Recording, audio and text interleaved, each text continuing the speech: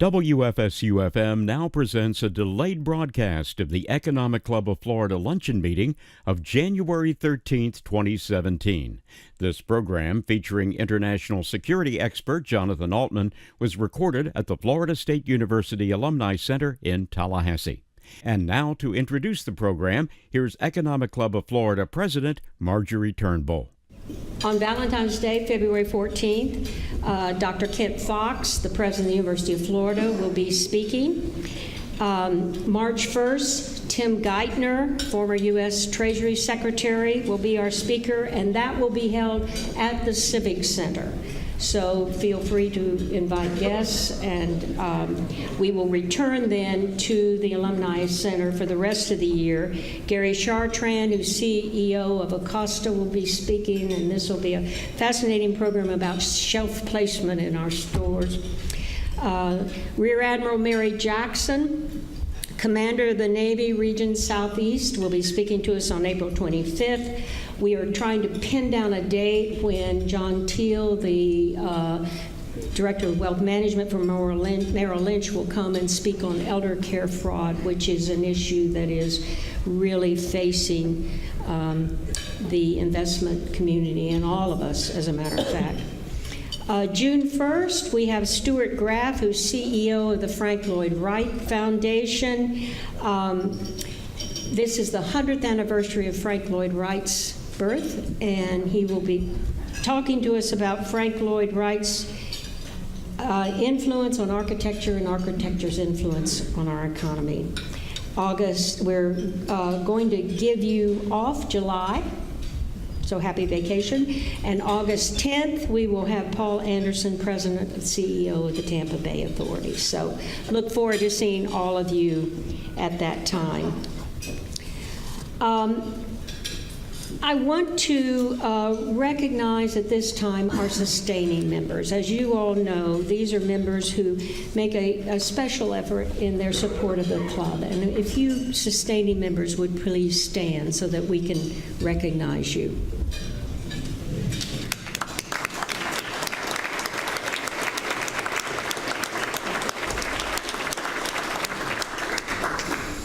I'd also like to recognize some students that are here with us. As you know, last year we started a program where we have 5 student memberships for each of the colleges of business at our universities. And we are very fortunate to have these students participating with us. I hope you will interact with them and share your experience with them as you sit with them at the table. The FSU students are in classes the first week, but we are proud to have the FAMU students, and I would ask them to stand so we could recognize you.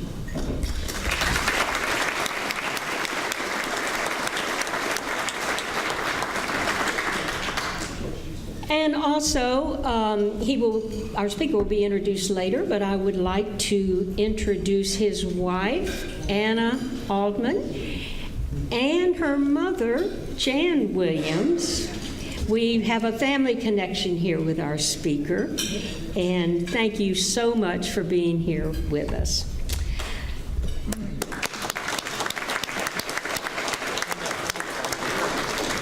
And finally, by way of intros, I just have to mention that our Vice President Ben Watkins was recognized recently with the Jim Liebenthal Infrastructure Champion Award. It's a highly prestigious national award.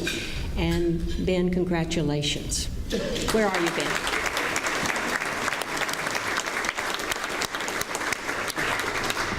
Now, I would like to introduce the head table.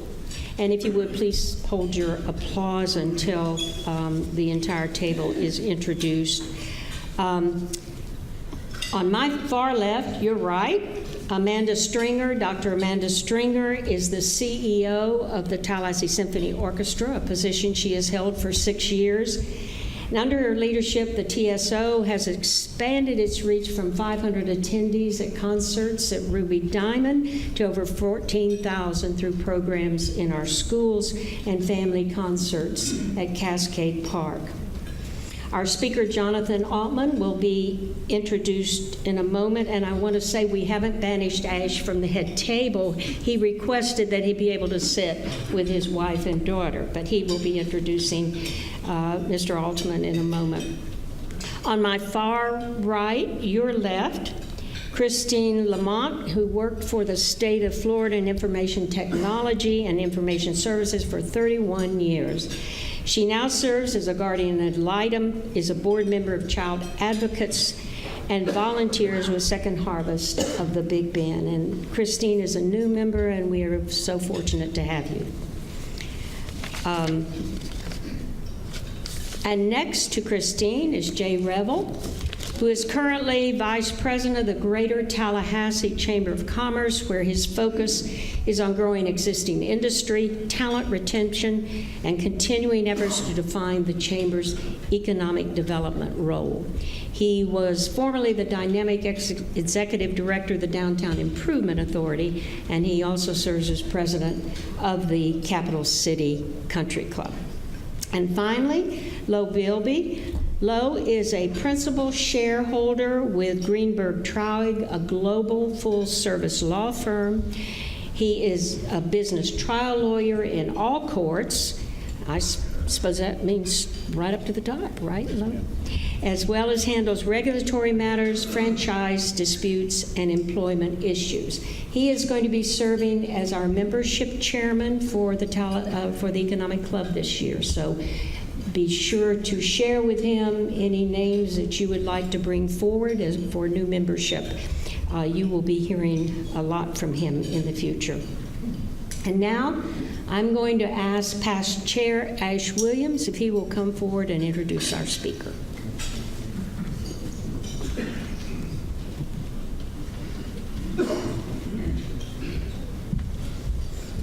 Thank you, Marjorie, and welcome all. We're fortunate to continue our tradition of excellent speakers from whom we can learn and with whom we can grow. I'm particularly pleased today to welcome Mr. John Altman. I've had some experience with John, given that he's married to one of my daughters, and I would applaud her judgment in the whole matter, as well as his. Think about what we've just been through, a presidential campaign, and now we're watching the installation of a new administration in the most powerful nation in the world. What are the implications of that for security, for safety, etc.? Now think about what a campaign is.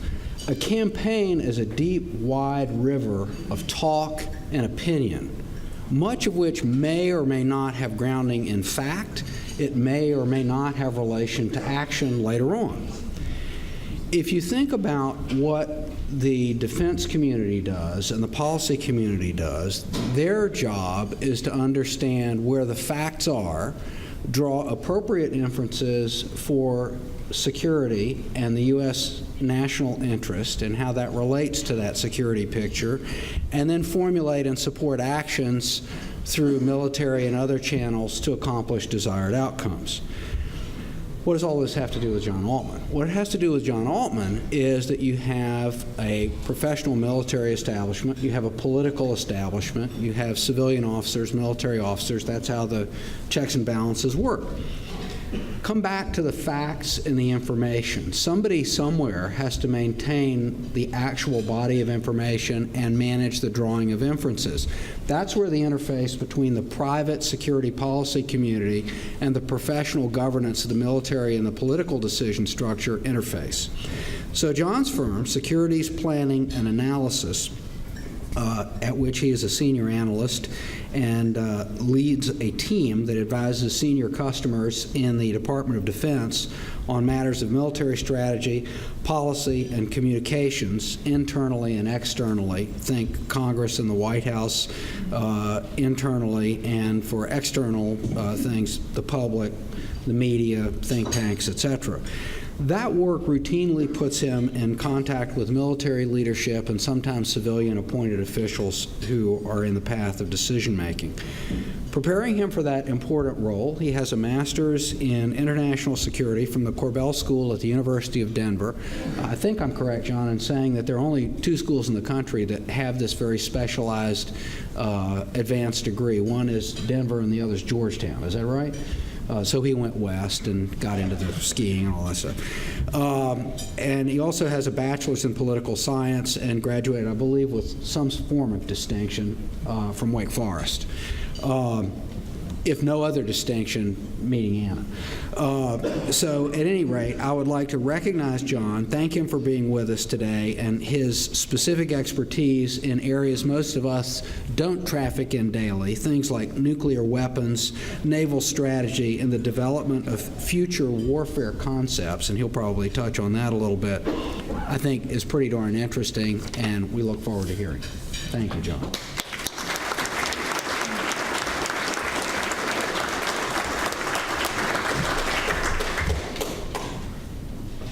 Thank you very much. It's a pleasure to be with you today. Specific thanks to Dominic and Marjorie for extending me this invitation, Jenny for making sure all the pieces came together, and Ash for making the suggestion in the first place and then giving me that very gracious introduction. I'm honored to address you today.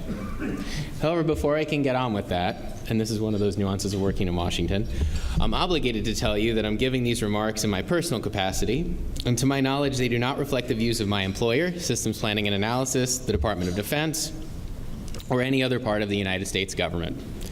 Assuming all the lawyers are happy now, let me lay out what I'm going to be discussing with you today.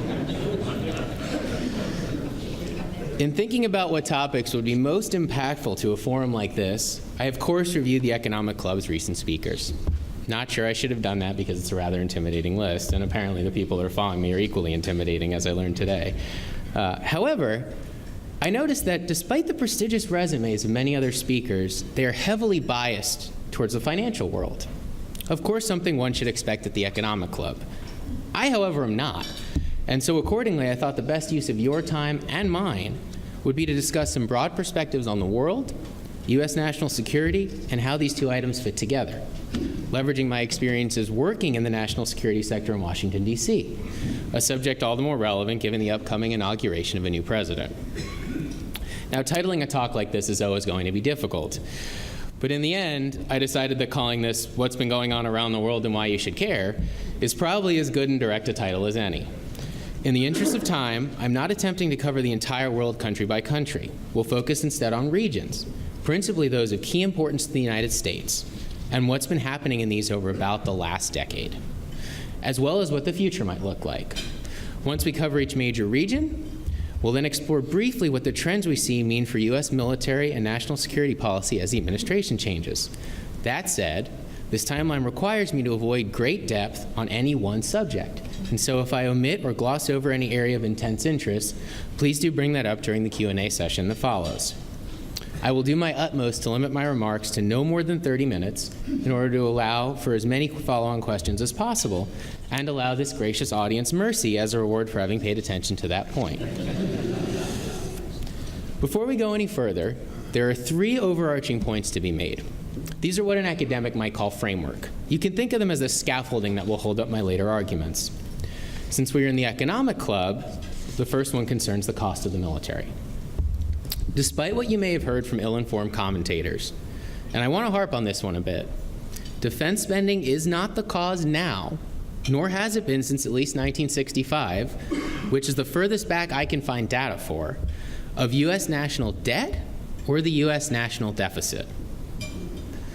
The evidence supporting this claim is as clear as day.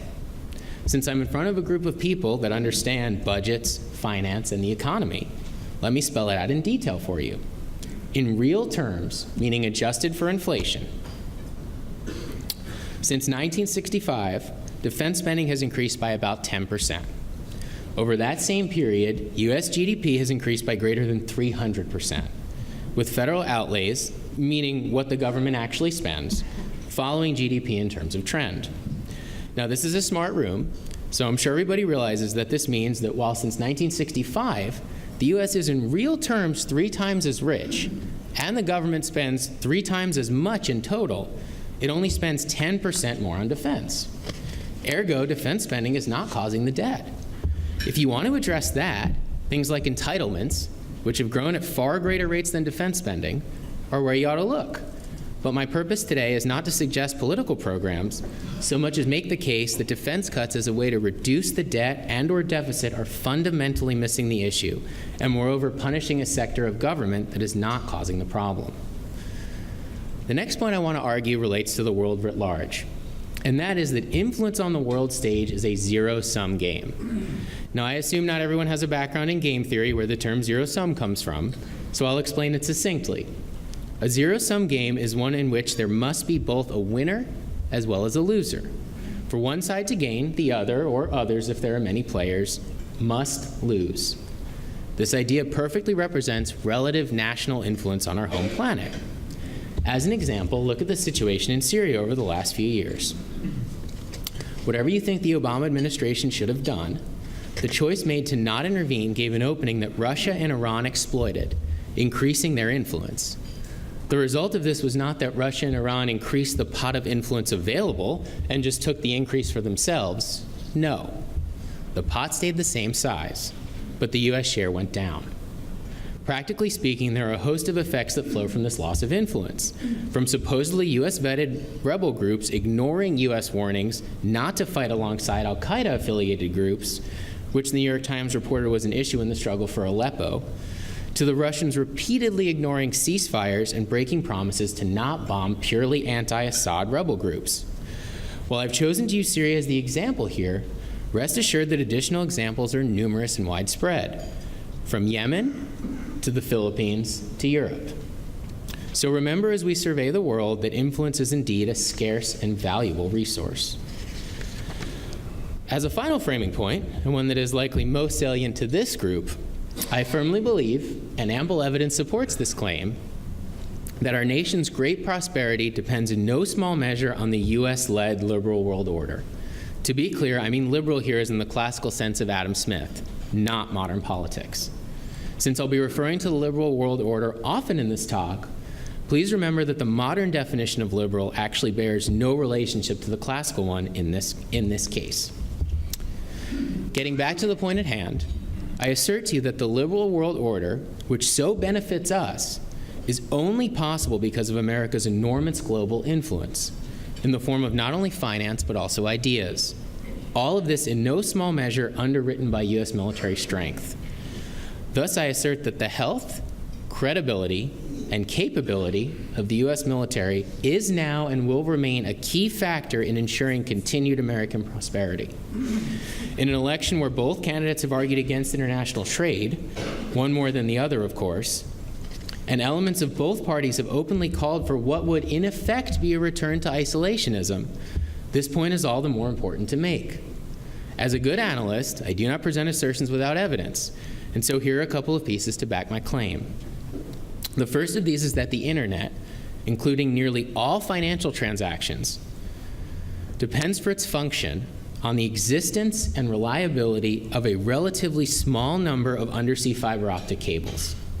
If these cables were damaged or cut, global internet connectivity would immediately collapse, and the economic fallout would be disastrous. Think about having no e-commerce and what that would mean. Why doesn't this happen?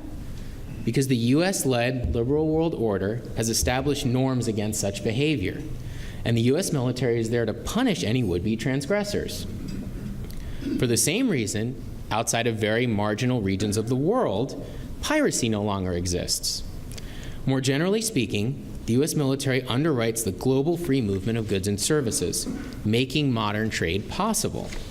As an example, consider for a moment how cargo ships could be affordably insured for transit in a truly lawless ocean.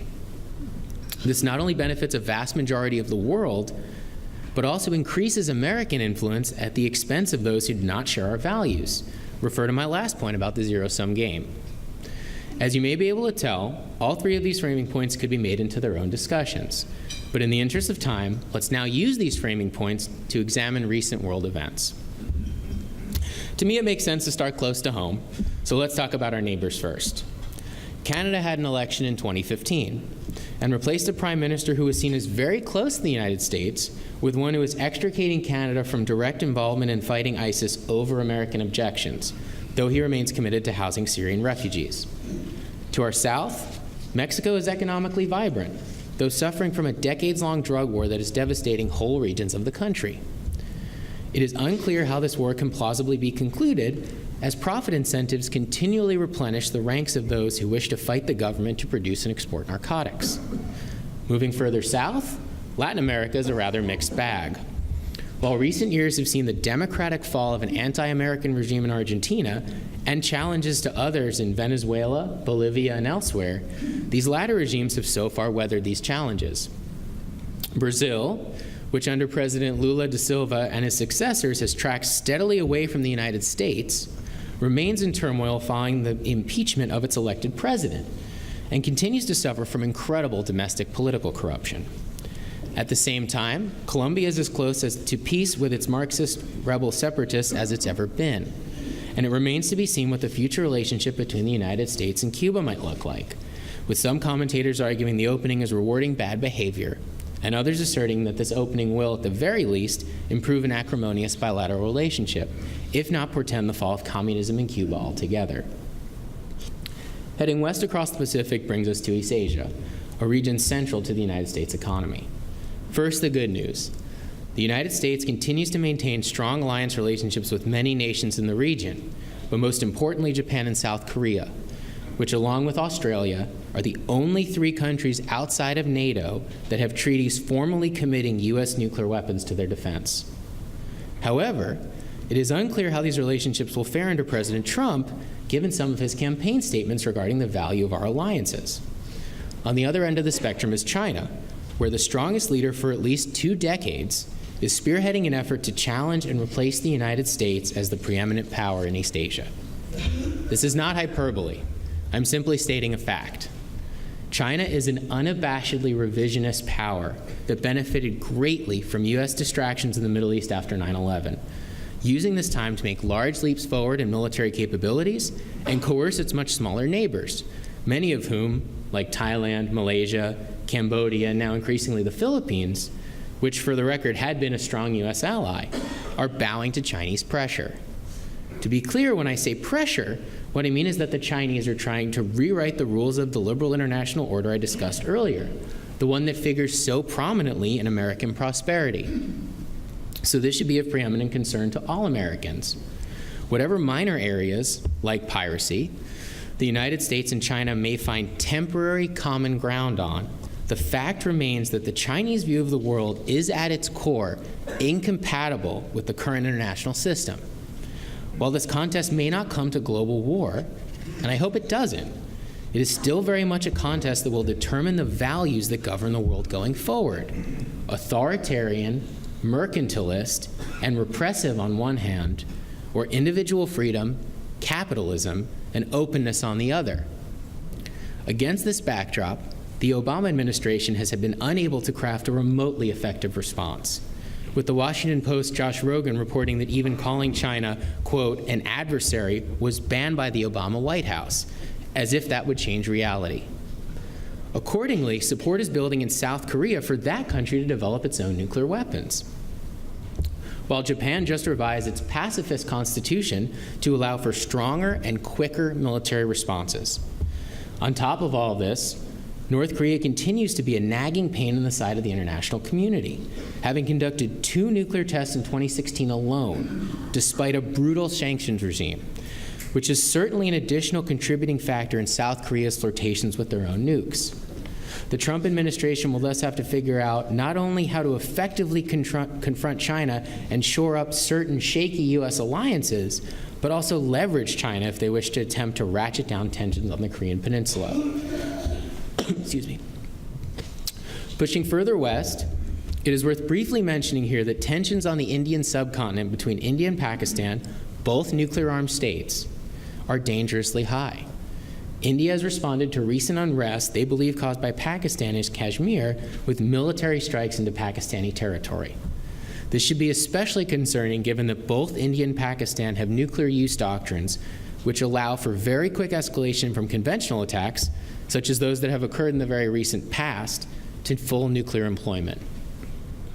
South Asia's neighbor, the Middle East, likely to no one's surprise, remains a region of high interest to the United States. While a few dozen countries can be said to reside in the region, Really, any dynamic you'd like to understand can be boiled down to just two: Iran and Saudi Arabia. In Iran's case, buoyed by a release of cash resulting from its agreement to the much-touted nuclear deal, Iran is active in a host of conflicts around the region, supporting violent proxies in places like the Palestinian territories, Syria, Lebanon, and Yemen. These proxies, moreover, seem to be growing increasingly bold, with Yemeni rebels under Iranian support firing cruise missiles at U.S. warships in October of last year. Faced with this challenge, Saudi Arabia and its close Sunni allies in the Gulf, remembering Iran has a Shia Muslim majority, unlike most of the Middle East, which is Sunni, have responded in kind, pursuing more muscular responses than in years past, most prominently in Yemen, where recent reports indicate that the Saudi-funded and led bombing campaign is causing extensive civilian casualties. Saudi Arabia is also reportedly interested in pursuing its own nuclear weapons. In fact, a retired Pakistani general recently revealed that Saudi diplomats had flown to Islamabad, Pakistan, to make exactly such a request of the Pakistani government, whose weapons program likely historically benefited from Saudi funds, a fairly disquieting type of quid pro quo. Beyond these interactions, Syria remains a festering mess and potentially holds the designation of the worst place to live in the world today.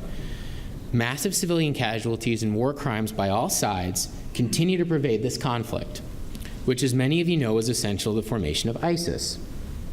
On that note, I do want to take a minute to make a few fundamental points about ISIS that are rarely made in public debate, to the detriment of the American public.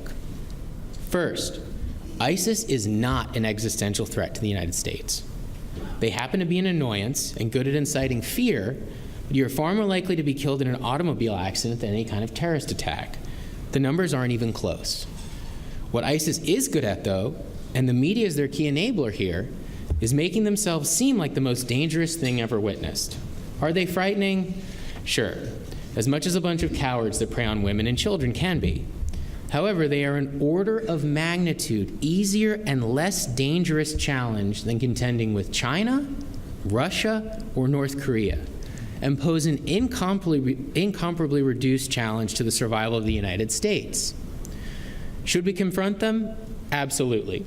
To quote Donald Rumsfeld, who, regardless of what you think of him, was great at one-liners, quote, "They want to meet their God, we just arranged the meeting."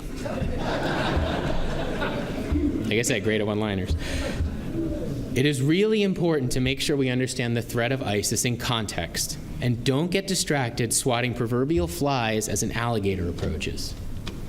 That said, the campaign against ISIS seems to be going slowly but generally well, although it remains to be seen whether ISIS-held territory can be entirely reclaimed, and in that event, what Middle Eastern governments are willing to do to prevent an ISIS 2.0 from emerging in a few years. While the Middle East burns, Western Europe faces trials of a different nature. Structurally, the European model of integration is under threat from a right-wing backlash across the EU, angry at the open borders and ceding of national sovereignty required for European Union membership, and from a left-wing backlash against German-led austerity measures directed towards the continent's economic problem children. Confidence in many of the principles and institutions undergirding modern Europe is eroding, most shockingly exemplified by Brexit. Many Europeans fear their values are being threatened by refugees from the Middle East and North Africa, swarming their borders and coasts. Democracy itself seems in some cases to be under siege, most directly in Hungary and Poland, where leaders are clamping down on liberties such as freedom of the press. Europe is assuredly at a crossroads, and only time will tell whether the European integration project continues or whether popular revulsion might irrevocably derail it. On top of all this, Eastern Europe faces the most serious threat to their security and sovereignty since the Cold War, in an increasingly strident and bellicose Russia, a topic I'll now move to. Concluding our survey of the world with its largest country, I want to offer a quote written by Alexis de Tocqueville, the Frenchman who famously chronicled early American democracy. Tocqueville wrote in the 1830s, and I quote, "There are now two great nations in the world, which, starting from different points, seem to be advancing towards the same goal, the Russians and the Anglo-Americans. The American fights against natural obstacles. The Russian is at grips with men. The former combats the wilderness and barbarism, the latter civilization with all its arms. America's conquests are made with the plowshare, Russia's with the sword. To attain their aims, the former relies on personal interest and gives free scope to the unguided strength and common sense of individuals. The latter, in a sense, concentrates the whole power of society in one man. One has servitude as the principal means of action. One has freedom as the principal means of action, The other has servitude. My, how times don't actually change. Recovering from the breakup of the Soviet Union, Russia has, over the last 5 years especially, asserted an aggressive foreign policy aimed at recovering its lost influence, which includes such action as invading Ukraine, intervening in Syria to support a murderous dictator, and threatening the territories and sovereignty of many of its European neighbors. Despite an economy relying on oil, Russia under Putin has continued to prioritize military investments, fielding advanced weapon systems and using them to great effect. Concurrently, the Russian military is transitioning away from conscripts to professionals, and Russian officials have made dire threats, including that of nuclear strikes, against the United States and our allies, which is all the more worrying given the centrality of nuclear weapons to Russian national security thinking. Russia has also modernized its previous Cold War approach to information warfare, and for years has conducted campaigns to discredit media they don't like and bolster misinformation they produce themselves. Included in this bag of tricks is meddling in U.S. and European elections. Make no mistake, much like China, Russia is a revisionist power seeking to rewrite the rules of the international order to better suit its needs and reverse the trajectory of the last 20 years of American and general global prosperity. As with a schoolyard bully, weakness simply invites further aggression. Taking everything we've discussed together, then, what do we see as informed observers of the world? I offer 3 key takeaways. First, global trajectories are headed in the wrong direction if you support a liberal, prosperous world order. While the U.S. has and should continue to pursue terrorists that threaten us, Russia and China have emerged as serious and credible challengers in their regions to the United States, and lesser challenges from Iran and North Korea have grown significantly. While great power conflict is not inevitable, it is more likely than at any time for the last 30 years. Second, this first takeaway is not well understood by the American public, or even most political elites. You need only rehash the recent presidential election for proof of this. While our candidates traded insults, Xi Jinping, that's the premier leader of China, continued reforming the Chinese military to better operate in high-end combat, like that it would see against, say, the United States. And Vladimir Putin ordered massive, no-notice exercises designed to demonstrate Russian society's readiness for war, involving its military forces as well as its civilian population. We are facing a truly existential struggle to maintain the world we've built, the relative prosperity we've enjoyed, and the peace we've cherished for 70 years. If we are to resist these emboldened anti-American competitors, the public must understand the criticality of this struggle and be supportive of it, even when sacrifices in other areas are required. Third, the military must be properly resourced to deal with this new era. As uniformed leaders have testified on multiple occasions, all branches of the military are suffering from crises in what's called readiness, which for the record means that when called to fight, many more Americans will be wounded or die because they lack the sufficient numbers and modern, fully maintained equipment needed to dominate. Our military personnel are being worked to the breaking point as time at home decreases in order to maintain forces overseas to fight enemies like ISIS, while simultaneously deterring nations in multiple regions from attacking our vital interests. And in the age of long-range missiles and cyber warfare, this includes deterring attacks on our home soil, an idea that for decades was unthinkable. You may have heard other commentators point out the size of the U.S. military budget or numbers of specific U.S. platforms like aircraft carriers relative to adversaries in order to suggest we have room for reductions. Well, let me be clear. No adversary or ally of the United States deploys its forces globally in defense of its interests as we must. We are the perennial away team because so many of our sources of essential materials and markets for our goods are overseas. As we realized immediately prior to 2 world wars and after 9/11, To prevent them from eventually coming here, we must resist them over there.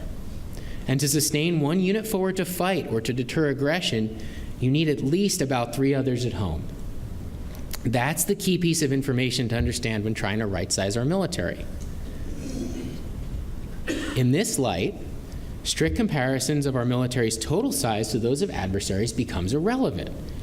And it is abysmal that the military remains saddled by the 2011 Budget Control Act, even though defense spending is not the cause of our nation's financial stresses. Congress is most assuredly shirking its constitutional duty to resource the common defense. The good news, however, is that none of these problems are unsolvable. All that's required is leadership, courage, and communication with the public, as many great presidents and congressional leaders have done throughout history. The real question now is which of our contemporary leaders have the courage and conviction needed to reprise this role. Thank you very much. I'm happy to take your questions now.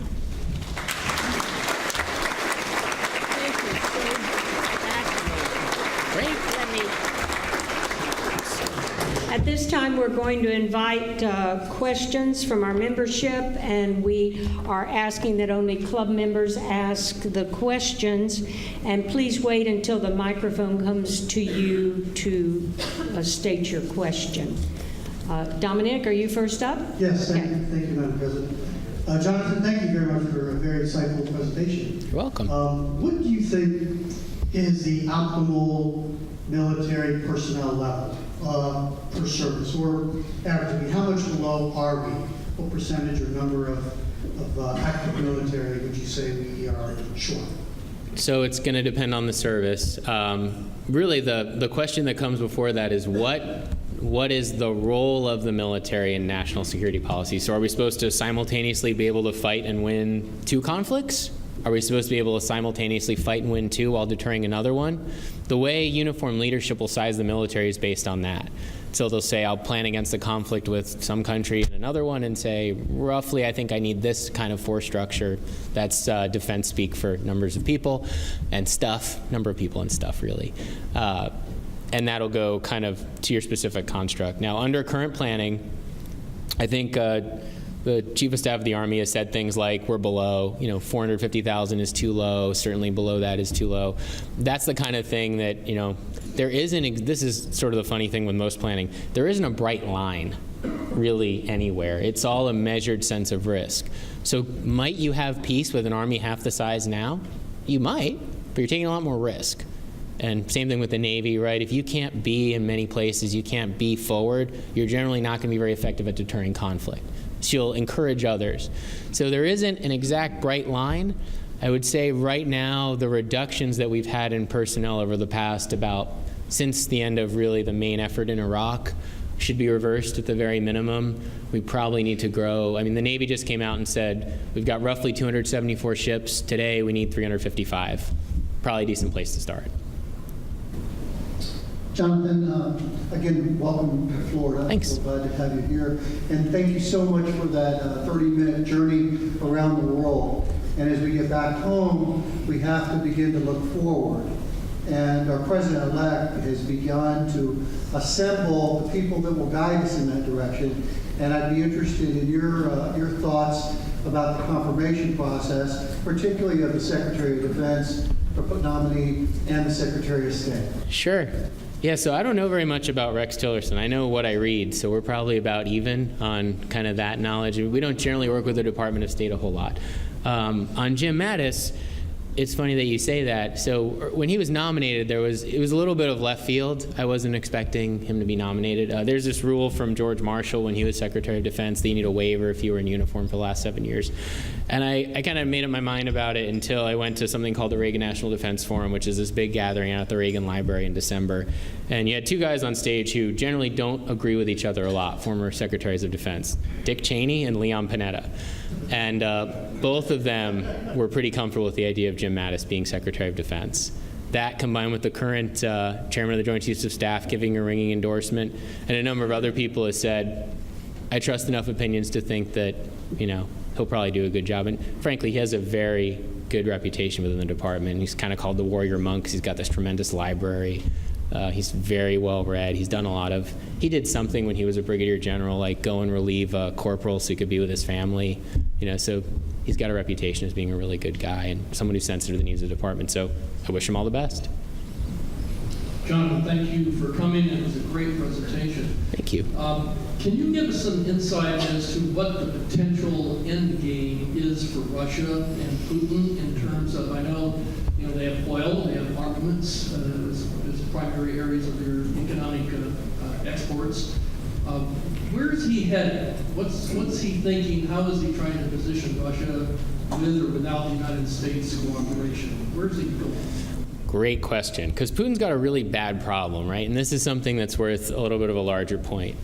Oftentimes when you live, work, and are only familiar with what I would call liberal democracy, freedom of the press, all that kind of stuff, open elections, that kind of thing, it doesn't occur to you that much of the rest of the world doesn't live that way. And so people like Putin and Xi in China and others, they don't go to bed at night knowing that they're going to be leader of their country tomorrow. They're actually going to bed at night thinking, what can I do to make sure that in the middle of the night, one of my deputies doesn't come and kill me and take over power? I mean, I say that sort of tongue-in-cheek, but it's not untrue. And so that's the lens through which you have to think about what they do. There's a lot of debate over whether Putin has some grand plan or he's just playing the cards he's dealt fairly well against a fairly inept opponent. My sense is there probably wasn't a tremendous grand plan, but as Putin sees weakness, he's emboldened. It's the same kind of thing you've seen many times. Generally, authoritarian states, when they see someone back down, go, great, it's sort of like operating with a gangster. What else can I get out of you? I don't know what his grand plan is as far as the economy, other than to wait for the price of oil to go back up, because they really don't have much of a functioning economy outside of resources. That said, Russians will tell you, and you can read about it, that they are tougher than us. And what they mean by that is, you haven't lived through a Russian winter. You haven't done this thing where I'm eating cabbage for 3 months, and sitting and freezing half to death. They do believe, perhaps with evidence, I don't know, that they are tougher than, they think Western society is material, we need all these things, cell phones, the internet, you guys are weak. Their view is we're hardy and strong. Look at this country we live in. It's a frigid wasteland with nothing but oil. And they've adopted that. So even as their economy has contracted, they've increased military investments. The Russians are somewhat targeted. They don't invest everything across the board. But they do continue investments in things like nuclear weapons and undersea forces, submarines, they invest heavily in. And they'll probably continue to do that. They're bleeding their own sovereign wealth fund dry. But Putin's approval, even in sort of uncolored surveys, seems to be really, really high. And so the thing you worry about as an American and as a sort of Westerner is that the only release valve you get when you're Putin and the economy is really, really in the toilet and your people are massing in the street is to find an adversary outside who's responsible for it. That's the way you get a very large war. May spiral out of control. And that's the way you get great instability, where you say, I know how I'm going to placate you people. We're going to get Estonia. And you kind of get people say, okay, we'll go get Estonia, right? Distract them for a while. So that's the preeminent concern I would have with what I would call a more or less declining regional power like Russia is, where China's probably on the way up still. I have a question. So thank you very much for your interesting commentary. You're welcome. President-elect Donald Trump has advanced two very sensitive issues. One is, and I'll ask them both in the negative, why shouldn't the United States demand even more that our European, especially our NATO allies, spend at least 2% of their GNP on defense? And then second is the question about Jerusalem. The President-elect's indicated he wants to move the embassy there. And my question would be is, why would we really care what the Palestinians think when Israel is our only friend and probably our only permanent friend in the Middle East, and that it's not likely that trying to placate the Palestinians in any way is going to abrogate the 2,000 or 3,000 years worth of wars that they've been waging on each other? So I'll take your questions in reverse, because my answer to the first one's going to be shorter than the second one. I would disagree that Israel is our only ally in the Middle East. I think we are very close with the Jordanians. We are very good friends with them. And you have to realize that a lot of the things that you do in that region you think you're just placating the Israelis, you're actually annoying other nations in there. So I would say, for this perspective, what is the U.S. to gain from it? I mean, the Israelis kind of do what they want now, right? They build settlements. We tell them don't do that. They're like, thanks for your opinion. So, I mean, what are we getting out of it, right? So that's kind of what I would come down to. Your question is, well, what are we getting out of goodwill from the, Palestinians by not doing it? I would ask you the reverse question. I don't think there's an easy answer to that. On the NATO side, that's been a bipartisan talking point for at least the last 20 years. It's been challenging to get NATO countries without a really menacing threat. It's been challenging. Now, there are several more countries that are reaching 2% of spending this year than last year, and there's probably more after that. There are some that are just economic basket cases. It's really hard to imagine the Spanish ever getting to 2% because they have something like 20% unemployment. The thing we should remember, though, is that the characterization that we get nothing from our alliances is false. I mean, one, most alliances, for instance, the Japanese, pay most of the cost of keeping our troops there. So the idea that this costs us something is not true. It costs us a very small amount of money, and it costs, deployment away from your family, sure, but they're paying for a lot of the base infrastructure. That's part of the basing agreement. Same thing in Korea, South Korea, obviously. The second thing is that by being there, we gain influence. Right? We're not ceding that territory to someone else. We're there. Our allies have confidence that we will be there. It's the whole principle for why we've had forward bases. We don't want to fight over here. We want to fight over there. I mean, that's the benefit that we have that basically no other nation has. The Chinese know if they get into a big war, it's not in LA. It's off their coast, or it's in their cities, or whatever it is on their borders. We don't do that. And so if you want to continue to have a forward U.S. defense posture, you must have alliances. You must have forward forces to deter. And frankly, the economic argument I find somewhat uncompelling because, like I said, most of the agreements already have allies paying quite a bit. But they should spend more. Can we get them? On your topic of cutting off communications and us being blind. Yep.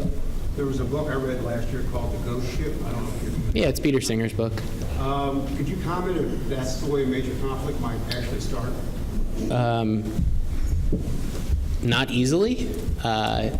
So Peter's book is the only book I've ever seen that is fiction but footnoted.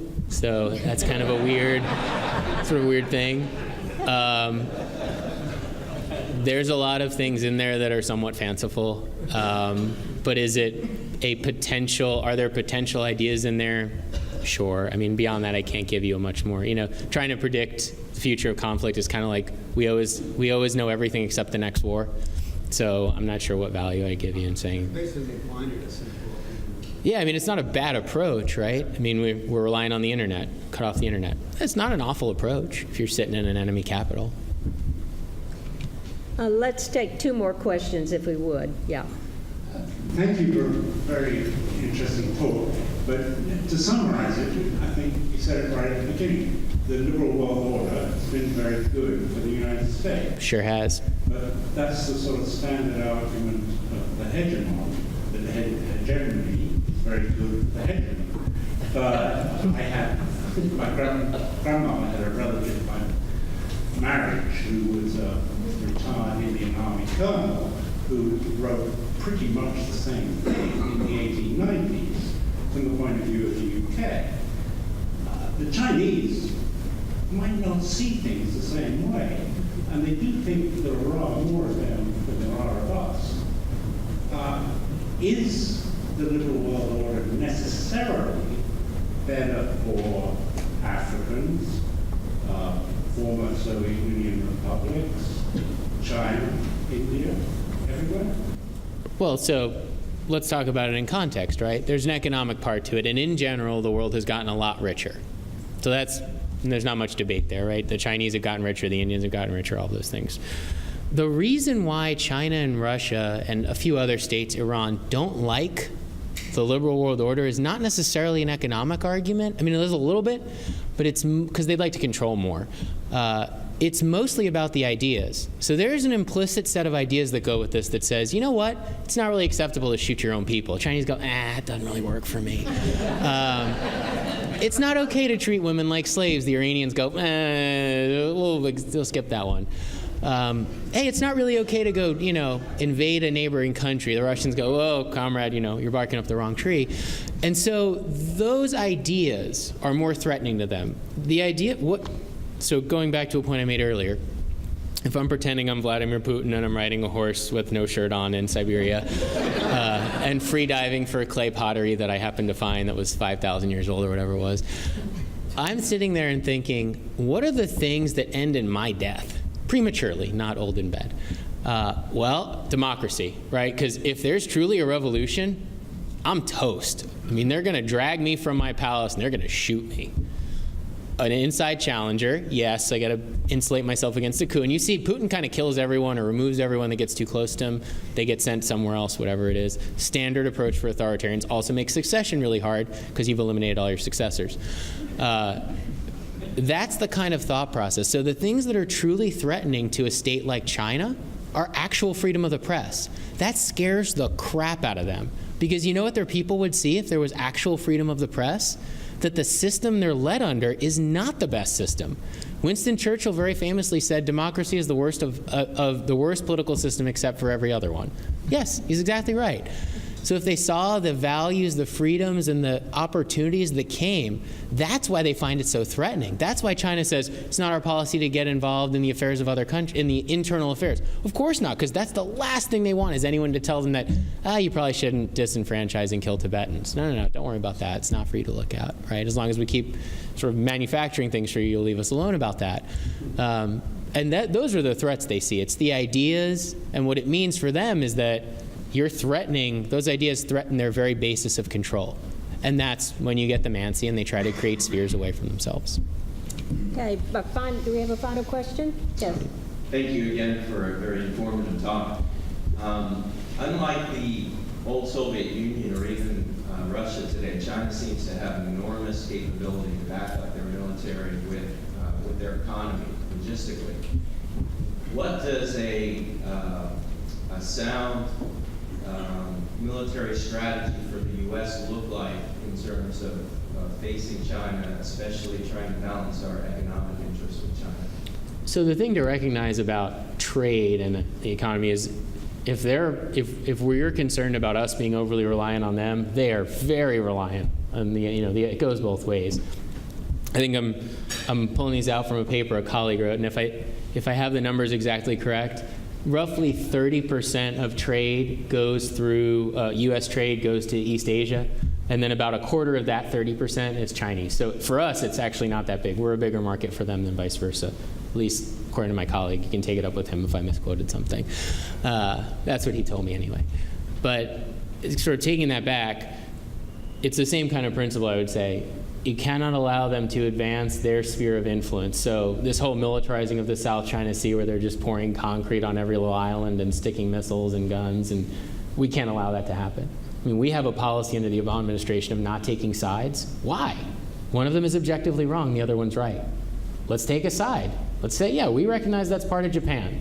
And you know what? We have a mutual defense agreement with them, so an attack on there would be an attack on the United States. Your move. There are things we could do like that. We could sell more equipment to places like the Philippines to help them better manage, give them a zero loan, nothing down, not expecting repayment kind of deal.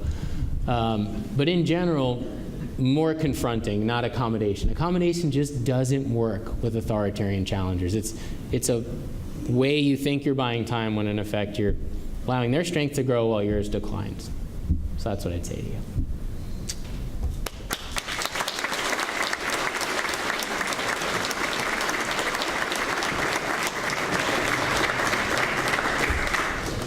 Jonathan, thank you so much. As someone who has a degree in international relations, I feel like I've had a refresher course today, and it's just been wonderful. In appreciation for your being here and your great presentation, we want to present to you a limited edition of a bronze eagle that has been done by a local artist who's nationally recognized, Stanley Proctor. Thank you very much. Thank you again so much. And again, let's show our appreciation. And we are adjourned. You've been listening to a delayed broadcast of the Economic Club of Florida luncheon meeting of January 13th, 2017. This program featured a talk by international security expert Jonathan Altman and was recorded at the Florida State University Alumni Center in Tallahassee. Please join us again next time for another Economic Club of Florida luncheon meeting on WFSU-FM.